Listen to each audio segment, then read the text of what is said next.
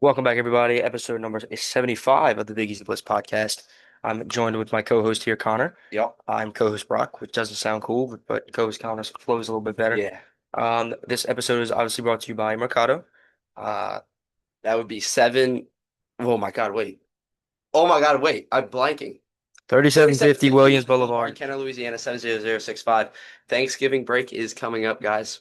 You got to get food. Got to have good food on the table. hmm Why not? Speaking of, the Big Easy, look out on Tiger TV. The Big Easy Blitz boys were just interviewed on Tiger TV. Yeah. I don't Not know. because they know who we are. We just happen to be walking past and they say, "Hey, can we ask you a few questions?" Yeah. Connor has a horrible take on that, by the way. Nothing new though. Yeah. Nothing good. Um, so obviously today we're gonna be talking about some Pelicans hoops, some college basketball hoops. And then obviously what everybody's talking about, the Lane Kiffin saga. My God. Will he come here? Will he go to Gainesville? Will he stay in Oxford? We'll get into it, but we'll start with the Pelicans. They are terrible. Punt the season already. It's never gonna get better. This team never gonna be good again. I don't know what to tell you. Connor, you can talk more though. Yeah, no, those are valid reactions. Zion Williamson has already missed more games than he's played. He's been questionable the last two games and hasn't played. He's questionable again tonight. Go play. Doubt he plays. They take on the Denver Nuggets, another Western Conference Titan. Seems like every single night the Pelicans play a great team in the Western Conference, whether it be the Warriors, Nuggets, Thunder, you name it. And they just stand absolutely no chance. Um, Back-to-back games allowing 40 plus points. In the first quarter, 44 points and then 49 points. Wait. We gave up 49 in the first quarter. Yes, that is correct. Um, Half a hundred in the first quarter. that is correct. Um, the Pelicans probably are the only team to ever. Nah, that's not true. There have been some very bad defenses out there. Um, but the Pelicans can't defend. There's so many problems with this team, and amid these problems, the prices for things in the Smoothie King Center are still absurd. I saw that on Boot Crew Media. Whoever's running the show for the Pels, well, I don't want to point fingers, but like it's got to start with Gail. I mean, hiring people, whoever's making these decisions, you're doing nothing to make people go to the game. Me, Brock, and a few other of our friends went to the Pelicans Trailblazers game, and there was a good bit of people in the lower bowl, but in the rafters there was hardly anybody. It was probably like 300 people total across the whole stadium in the rafters. Um, just a bad look for the organization. And it ain't really getting any better because the product is awful. I mean, I know I've sounded off on this before, but it's just really frustrating. It's really frustrating how bad the team is, and then you can't even do anything else fun at the game. Like you have to spend an arm and a leg to get yourself a popcorn and a drink. Yeah. It makes absolutely zero sense. Granted, I know the tickets are cheap, but if the tickets weren't cheap, you wouldn't have anybody in the stands. Let's just be transparent. Yeah. So I don't know. That's all I got on the Pelicans. I know nobody really cares right now. They're 2-12. Um, I mean, Brock and I are still gonna follow the team regardless. Because we are loyal fans. That is what New Orleans breeds, but they're making it tough. They're never going to beat me, but they're making it tough. They're never going to beat us. We're still going to follow every single game. But yeah, between the Saints are showing some hope, but I don't know what the Pelicans do from here. Jeremiah Fears and Derek Queen are looking promising still. Um, but that's all I got. What you got? So you mentioned the Saints, so we're gonna do a quick little pivot that I didn't think I would really talk about. But would you rather? Okay. Would you want to see the Saints like they're playing good right now? Would you want to see them win a few games, know that Chuck's their quarterback, and maybe fall a little bit in the draft, and have one of their guys like land out to them? Like maybe some other teams reach for a quarterback, or do you want to see them just flat out tank? Because me personally, I would like to see them since Shuck has played good last week. If he continues to play good, we know we have our quarterback, so we don't have to go ahead and reach. And then we maybe fall back and take a different somebody else. I don't know who's gonna be there. It's gonna be just take the best available at that point. But Yeah. which side do you want for that? I don't think I said this in a TikTok. I don't think the Saints should reach on a quarterback. I think they should just let Shuck ride because I mean he showed promise. I think he should ride obviously the rest of this season and then into next season. I don't think there's a quarterback in this draft class. This is going to be clipped one day when Fernando Mendoza is the best Maybe. quarterback of all time. But I don't think that there's a quarterback in this draft class that is worth tanking for. Yeah. And so I think you just ride with Shuck, see what you have there. Because I mean, you spent real draft capital on him, um, and then get the I don't know. You finish winning 4 or 5 games. They're at two right now. Win 2 or 3 more games. Get the fifth or sixth overall pick. Take best overall. That's what I think the Saints should do. I don't think they should reach on a quarterback though, or tank for a quarterback. To answer your question. Okay. Just wanted to pick your brain there. Yeah. College hoops, or you want to talk about the Kiffin situation? Uh, Briefly, college we'll hoops, just yeah. talk about LSU hoops real quick. Couple scares the last 2 weeks. Yeah, but okay, couple of scares, but they showed that they were significantly better than the two teams, Alcorn State last night, and then FIU. Mm-hmm. When was that? Last Thursday, So something like that. last week. Last week. Yeah. LSU's looked good so far, I think. Their offense has been really good. Some defensive issues, allowing 81 points to Alcorn State is a little concerning, but a lot of that came early in the game when Alcorn was on fire. Um, Couldn't miss. could have They literally missed. could not miss a shot. It was insane. Yeah. Mike Nwoko has been 29 and 10, I think, last night. he's been really good. Markel Sutton um, has been good. Looking for a little more out of Max McKinnon, but Dean Thomas has been really good running the offense. So I like what Matt McMahon's got going on so far. But obviously they haven't had a real test. They have Texas Tech coming up in about 2 weeks or so. So They that's they they go to Boston College. It's coming up actually. that's going to be a very interesting game. They go to Um, Boston College and they go to Texas Tech after that. yeah, I think Texas Tech's at a neutral site. Neutral site. If that was in the Yeah. PMAC, that would have been really cool. Okay, so Um, they have Omaha this Friday. Markel okay, Sutton the is old too. Mavericks are Tournament team. they were a tournament team last year. Solid team. Markel Sutton used to play for Omaha. Uh, Oh, so LSU plays Drake as well. yep. Okay, so LSU has some decent non-conference games coming up. So yeah, Friday they play Omaha, and then they got a week break to prepare for Drake. Next Friday against Drake, obviously, like I just said, and then Boston College, then Texas Tech and SMU. So the non-conference gets up a little bit. Oh yeah, it ramps up quickly here. Um, SMU, Tarleton State, who LSU just blew out of the water, almost beat SMU. They really? took them toe to toe. Okay, let's go.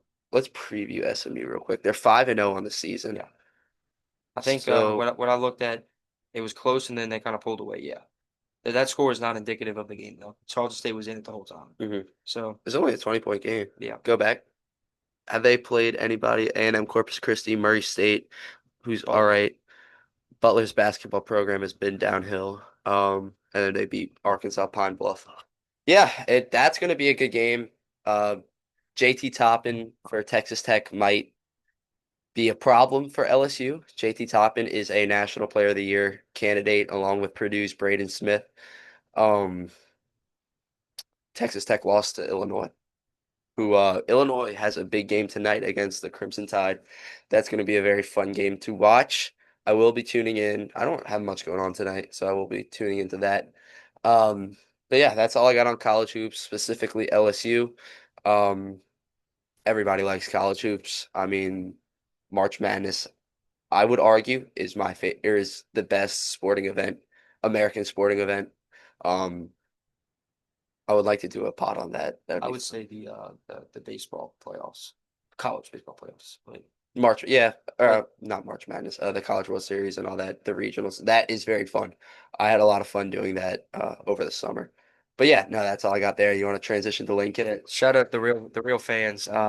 If you were watching our college baseball when I was in Mexico, that episode I came across that episode a couple weeks ago. But let's transition to the biggest topic in probably sports right now. Oh yeah. Lane Kiffin, all the buzz you've heard. So there were reports that on Sunday, his ex-wife, Layla Kiffin, which okay, a bunch of people are probably confused, which I was very confused why his ex-wife Up to is. 393 on TikTok, by the way. Thank you, thank you. Shout it. Thank you all. That was two more since last time. Yeah. Um, but anyway, a bunch of people were kind of confused as to why his ex-wife was like so involved in this, and I was too, and I got an explanation. So they, I did ask you about this, so I'm curious. yeah, so they divorced back in 2016, but they had the three kids, and they are now like back in each other's lives. I don't know if they're gonna get remarried or not, but they're like they're very, They're cordial. yes, extremely. To quote Spencer Allen. Yeah, yeah, yes, yes. Um, so that's why. And then there were reports on Monday, that Lane Kiffin or his family, I don't know if Lane Kiffin was here, um, came to Baton Rouge and was touring Baton Rouge. There were other reports that his kids were here. That it was not true. His kids were not here. Knox is what everyone's talking about. He's the 2027 or 2028 quarterback. He's a sophomore in high school, so it's 2028. Um, but he has a playoff game on Friday, so he was not here. And he's also in high school, so he needs to go to class. It is kind of weird that we're talking about kids like Yeah, this. yeah. And then his other We kid, got a $28 million football facility. yeah. So inside joke right there. Okay. Um, but yeah, his kids were not here, and so that was false. But what wasn't false is he was in fact here. Or his family was here, and he has genuine interest in LSU, which is kind of insane that he's in the midst of Ole Miss's greatest season ever. Um, they their coach is already thinking about leaving, and he's not even fully committed, and that just shows the standard that Ole Miss is at. Now I'm not going to go too much in I'm not going to what's the word? Go into I'm going to Ole Miss argue a too little bit much. on the Ole Miss behalf, but keep going. Okay. Um, Now I do think there's a report that Ole Miss came out and said that he needs to make a decision by the Egg Bowl, which Lane Kiffin said wasn't true, but that's not where I'm going with this. I think that if Ole Miss does that and they make him make a decision, while it is helping them, I don't think it's the right decision. Now, you're probably saying why, and I get it. He's gonna quit on his team, which is, if I was Ole Miss, as a pride thing, I probably would too. But at the same time, he got you to this spot. I would let him just ride it out. Maybe you go mess around and win a natty, which they won't, but you might.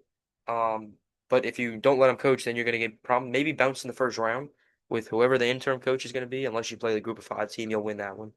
Um, so Shout out to and yeah, shout out to Tulane. They did Coach sneak in. Summerall. Yeah, Coach John Summerall, who he had a quote which is pretty funny. He said pretty much along the lines of they're more like a bottom 25 team than a top 25 team. So he, which I don't mind. Hey, I know you. This isn't biased. I like when coaches are honest. Let's just be honest. I hate media trained people nowadays. It is annoying. Like say what you want to say. Good Lord. Um, But yeah, Lane Kiffin is showing genuine interest in LSU and Florida. It's not fake. A lot of people are saying that he's just trying to get more money out of Ole Miss. That's not true because he's had a contract on the table at Ole Miss for a couple weeks now. They've offered him a contract and he hasn't signed it yet because he wants to go look around. So yeah, it's one to keep an eye on. And Ole Miss fans, oh my God, if he comes here, oh my God, you will Brock's gonna have a just field day unsubscribe with and that. unfollow because you're gonna hate. You're going to hate. So Connor Glow. Uh, one I feel bad for Ole Miss in a sense I don't at all. that Steve Will, whatever that dude's name. Stephen Willis or something like that. I don't know. God, let him come. No, I know. Oh, But that Mizzou take is and oh yeah, Ole it looks Miss great take right now. looks great. Fantastic. Um, the reason I do feel for Ole Miss a little bit is because money talks, right? Um, Florida and LSU clearly, objectively have better resources than Ole Miss does. Now Ole Miss is on the rise, I would say. And another reason I feel for them is because, like you said, they're in the midst of their best season probably ever. I'd say they're a top five, top six contender for the national championship this year. But and for their head coach to be looking around to other SEC powerhouses mid-season does feel kind of like a backstab. So I do feel for them there. What? I just keep going. I was looking. I have a point that I want to make after this Okay. about LSU and all this Yeah. and the differences. But for Lane Kiffin to go, LSU is prone to throw out money. Okay. Yeah. Lord knows, between Coach Ed Ogeron, between Brian Kelly, um, the just money LSU has put into their football facilities, $20 million on a roster, um, building these extravagant locker rooms, extravagant additions to Tiger Stadium. You would want to coach here, but I just feel like for Lane Kiffin, let me ask you this first, Brock. How much money do you think Ole Miss is offering Lane Kiffin compared to LSU offering Lane Kiffin? I think it, so I know whatever he gets, he's going to be the new highest paid coach in the country. So I think the report was 13 something, which is A year? insane. Yeah, 13 a year, which is unbelievable for a coach. That's high risk, high reward, but At Ole Miss or LSU? both. Okay, so you think Ole Miss would be able to match No, no, what? I'm saying like it's 13, like LSU's gonna be more, but Ole Miss, I think the report was Ole Miss was either 13.5 or maybe that was something like that. It's 13 plus, Mhm. whichever one. He's gonna get that much. But you think LSU will have LSU higher LSU number? had a higher number. Yeah. So it just really depends where Lane Kiffin's head is at. Um, it really angers me that a head coach is getting this much money Mhm. to coach college sports. It We need to do a whole podcast on that, Brock, because it's getting out of hand. It really is. I have a strange feeling that Lane Kiffin's contract is going to wind up over $100 million when it's all said and done. Maybe. But Because I I mean, think Burge Osbury, the new intern, pretty much came out and said that like the coaches aren't going to get a long term. It's going to be like a shorter deal that to where the buyout's not going to be that much if he does get fired, but he's still going to get paid it's what he going to be wants. more incentive Yeah. based, I'm assuming. But the reason I feel for Ole Miss, and I'm going to kind of plead for Lane Kiffin to stay real quick at Ole Miss. I'm not saying I want him to, but if you're if you've already established yourself as a leader at a school that, let's just be real, hasn't had too much football success in the last couple of years, and you finally have gotten them there, and they're willing to give you this amount of money. Like, I think Ole Miss still would be able to give him $100 million. Like, I don't know, call it 8 years, $15 million a year. That's a lot of I money. know, but I feel like that's kind of something we're going to be looking at. If Ole Miss is willing to give you that, and you've already established yourself there, and you can continue to build on your legacy there. Like, I just don't understand why you would leave. I understand there's better resources at LSU, at Florida. I do. I'm not naive to that. Um, but it kind of just all ties back into the NIL, and just the whole new landscape of college football that personally I cannot stand. I can't stand it. But what do I know? Mm. Um, the So Lane Kiffin saga is just it's going to be crazy what happens, even if he goes to Florida. so on the point you just made about how I wouldn't like he wouldn't leave Ole Miss because he built it up. Shout out, I know you say this a lot, I take this guy, but shout out Matt Moscona. I saw him talk like this. And it's true. It's not an opinion based thing. When Nick Saban left LSU, he built it up and he loved LSU, but he had aspirations to go to the NFL.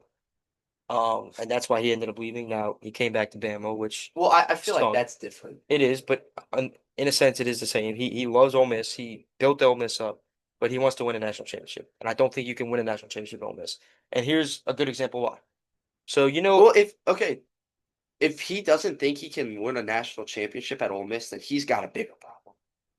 Like, why in the world would you have the number six overall, their number six right now, yeah, and not think you could win a national champ? If you're thinking if that's your mindset, then you should not be coaching in the SEC.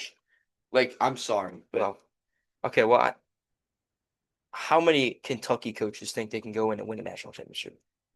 Kentucky's not contending right That's now. what I'm saying. But I'm saying Ole Miss was never contending until they got Lane Kiffin. That's okay. They're happy with I 10-win seasons. That's what I'm saying. Like I, that's their I know, but okay. Here's what I wanted to get into. So I don't know if you knew this, but Ole Miss broke their attendance record of all time against Florida this past week at 68,138. that's it. Yes, and in their best year in program history, probably. LSU like damn near double, That's kind where I want of to. almost double. And LSU in a down year, in a lost season, where you're playing a backup quarterback, you don't have a head coach right Can I now. guess the number? Go ahead. I don't think this is accurate, but this was what I looked up. 92,000. 100,212 against Arkansas. And then 11 a.m. kickoff in a down year with no quarter with a backup quarterback and no head coach. That That shows oh my God, that how shows the difference. This was probably at kickoff. Tiger Stadium holds 106,000, something like I that. think it's 102,000. That is absolutely insane. I mean, Louisiana football is different. Yeah, multiple sources are saying 100,212 against a 2-8 Arkansas team. Like I said, with backup quarterback Neither and team no head has coach. anything to play for. That's the difference. LSU fans care. Ole Miss fans go for the first half and leave. Go Lane have a Kiffin, good time. Lane Kiffin even was asked about that. He was like asked I did see that. I'm about glad you about brought the that up. That's a attendance valid point. Valid and point. like the record breaking attendance. He said, "Yeah, it was good, but did you see last week when he left?"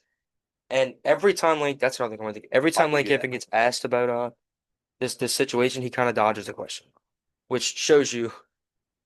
I I'll put a hand up on this one.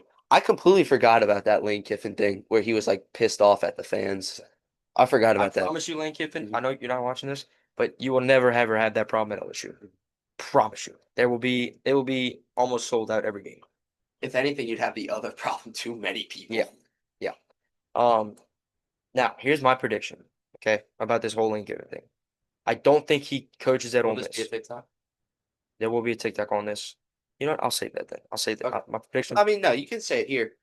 Because I mean, Yeah, this will be up yeah, I guess pretty much the same time. our parents don't really watch the TikToks. So, mom, dad, Miss Natalie, Coach Pat.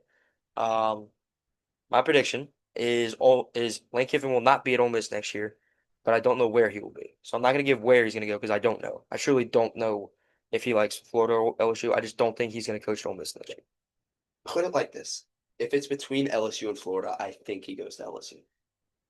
I did see somebody break this down that actually it was an Ole Miss reporter basically saying like his family and everybody wants to go to Florida because obviously you want to go to Florida, which it's nicer over there, there's beaches and everything. But for business purposes, LSU's the pick. I think Gainesville's kind of landlocked though. Yeah. Now, obviously, it's still And Florida, but Florida is unbelievably like Florida hasn't won anything since Steve Spurrier and Urban Meyer. yeah, I was gonna say Urban Meyer, So but put that as okay. Steve Spurrier and Urban Meyer, who were national championship coaches already, went to Florida and won a national championship. The three coaches that have won a national championship at LSU, Nick Saban, who's the greatest coach ever, Les Miles, and Ed Orgeron.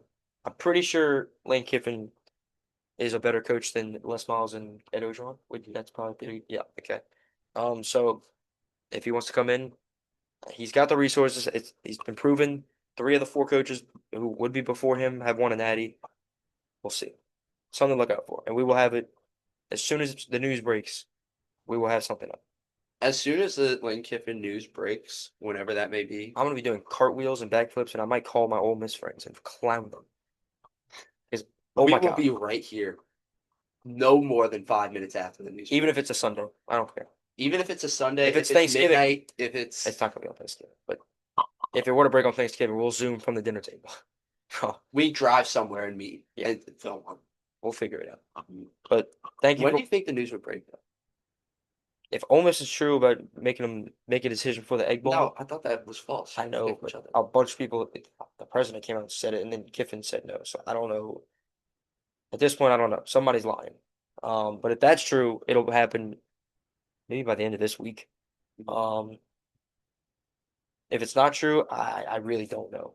Um, it's gonna be a sticky situation with Lincoln. That's all I'll say. Oh, Somebody's gonna get screwed over. And Ole Miss is gonna get screwed over the most, depending if he stays or if he doesn't. that would Um, really suck for Ole Miss. You're finally trending up, and then this will just. yeah, it really suck for Ole Miss. I really hate that for the Oxford people. Um, but yeah, thank you all for watching. I think that's all we got today. Tune in on Friday for episode 76, game day for week 12 already. And we are week 12 of the college football season. Good Lord. Good Lord. It's been a blast so far this season, our debut season. But thank you for watching episode 75, bit of a milestone. We're a quarter of the way to 100. which is unreal, like actually insane to say out loud. I We've been don't, consistent. yeah, I don't think we're gonna hit 100 this year. I think it'll be at the turn of the calendar. Um, but we'll see. But let's not go any longer than we should. Thank you for watching. Tune Peace. in on Friday. Peace.